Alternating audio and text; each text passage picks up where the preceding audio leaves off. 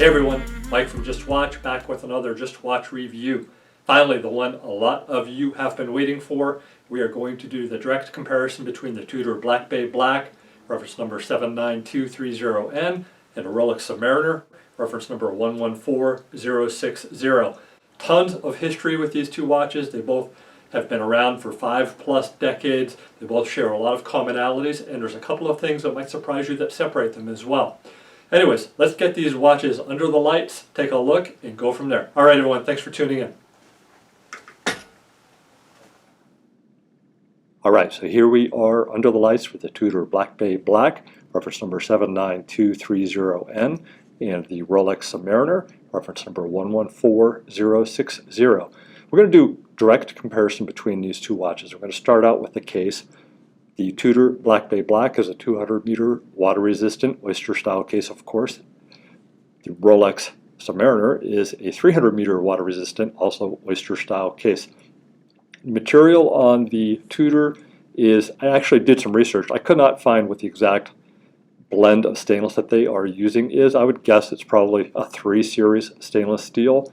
The Rolex is a 904L stainless steel, which is highly corrosion resistant and also takes a very good polish. It is hard to work with. Rolex actually calls this blend of steel oyster steel nowadays. The finish on both watches is actually very comparable. There is just wonderful brushed finish on both watches with that wonderful beveled edge, and of course your mirror-like case polishing on each case side on both watches. So I would call it very much even between both watches. You can see just that wonderful finish on the Tudor bracelet and also on the Rolex.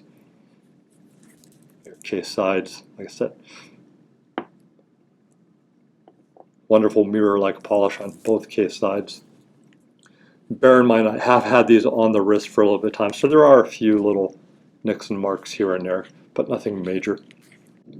Let's talk about the dial on both watches. We have what is very much a vintage feel on the Tudor 79230N. You have your gilt chapter ring, of course your rose gold coloring on all of your signing, and you have 18 karat rose gold index markers with just a little bit of a kind of a aging, I wouldn't call it a faux patina because it definitely doesn't have that, cinnamon color like you're seeing on some of the Omegas and what have you, but it is definitely, if you compare it directly to the Rolex, you can see it's not as bright white as it is on the Rolex.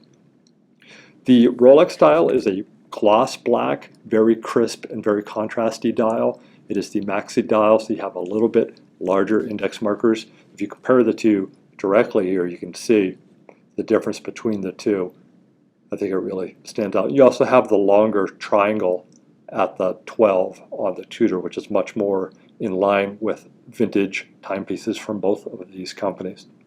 Of course, you have 4 lines of text on the Rolex, 18 karat white gold, and the Rolex Chromalite Lume. Both watches have great lume. You have the Super Luminova on the Tudor Black Bay, and you have the Chromalite on the Rolex. No issues with the lume on either. Both are very active and very easy to read at night, and actually both last for quite a long time.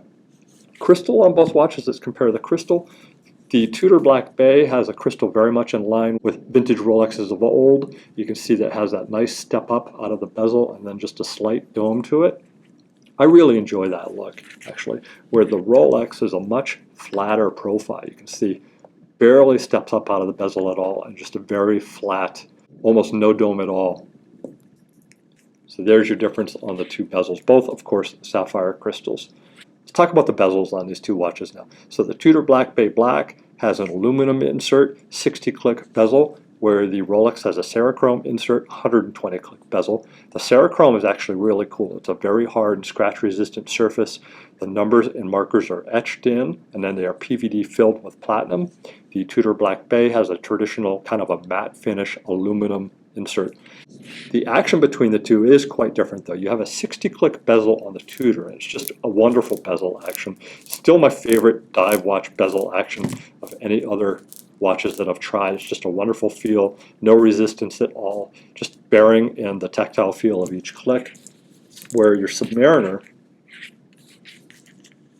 where the Submariner is 120 click, as we mentioned, and it's a little bit, it's very light, of course. You can't have as much tactile feel because you're clicking twice per minute as you come around, but there is just a little bit of bearing resistance feeling, a little bit of friction underneath that, which you do not get at all on the Tudor Black Bay Black. Both are very much aligned perfectly, and no play, no slop as you're turning them around. So no issues there on either bezel.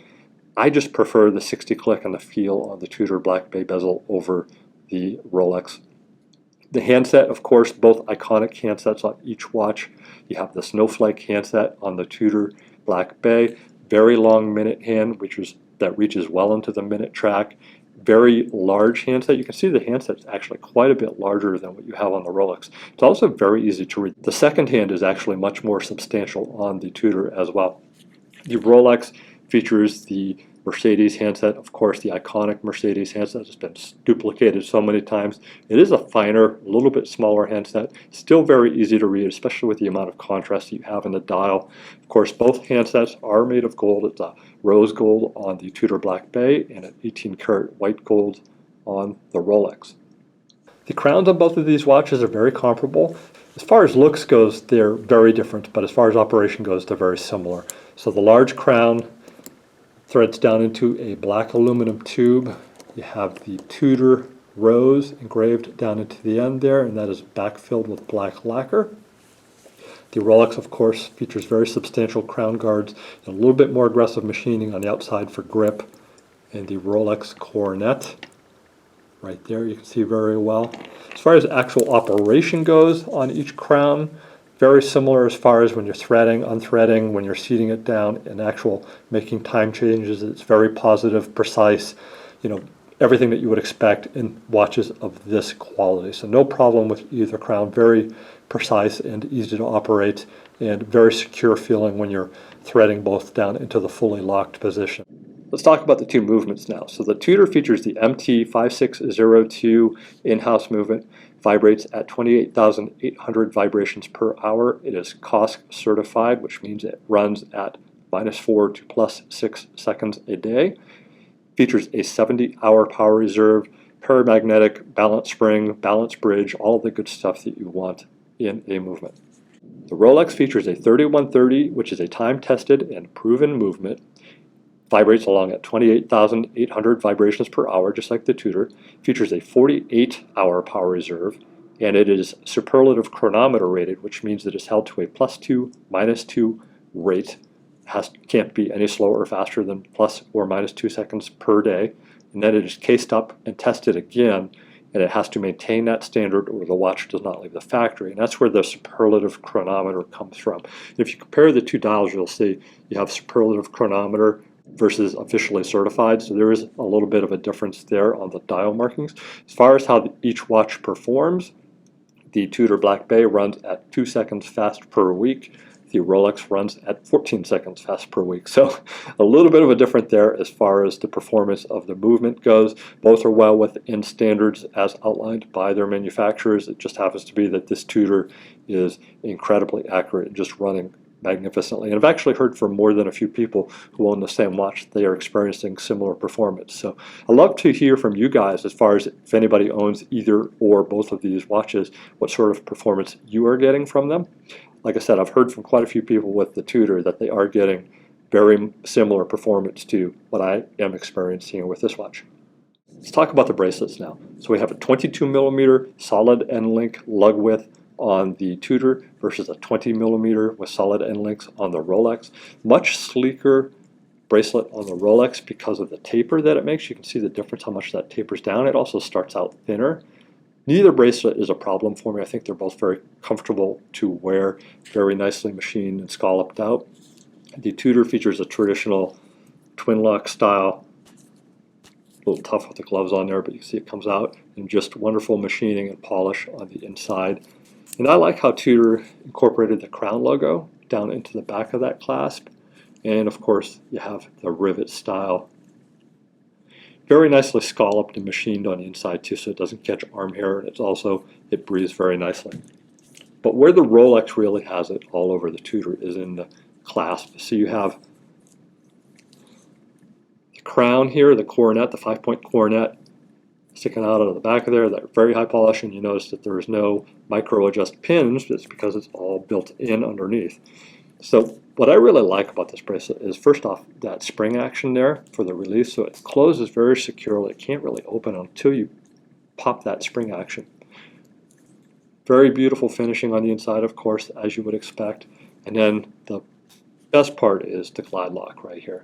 So you can get 20 millimeters of adjustment. And you can see that's the incremental marks. So you can go in pretty small adjustments as you move along. And this is great on a hot day. We just got warm up here in New England recently where, when the weather was cooler, I was all the way in. And then temp hit 95 and humid, and all of a sudden I'm all the way out here. So quite a big adjustment, and due to the temperature change, and no tools necessary, you can do it on the fly. If you go back inside somewhere where it's air conditioning, it's kind of cool, and you notice your watch is starting to loosen up, you can just slide that right back in, pop it, and you're good to go again. So I do really like this bracelet on the Rolex. I think that glide lock is just a wonderful addition to their product, and a good improvement for Rolex is they didn't always have the best bracelets to begin with. On the wrist, they're both very good. I don't really have a problem wearing either watch, and I know some people have complained about the, I should give you a quick wrist look here. I know some people have complained about the Tudor Black Bay being too thick, but I haven't found that to be an issue at all. I haven't had any shirt cuffs that this hasn't wanted to go over, so no problem at all. I really enjoy wearing this watch. I have a 7-inch wrist, and I think this 41 millimeter fits me quite nicely. Where the Rolex is a lower profile. I'll give you a look at the Rolex on the wrist.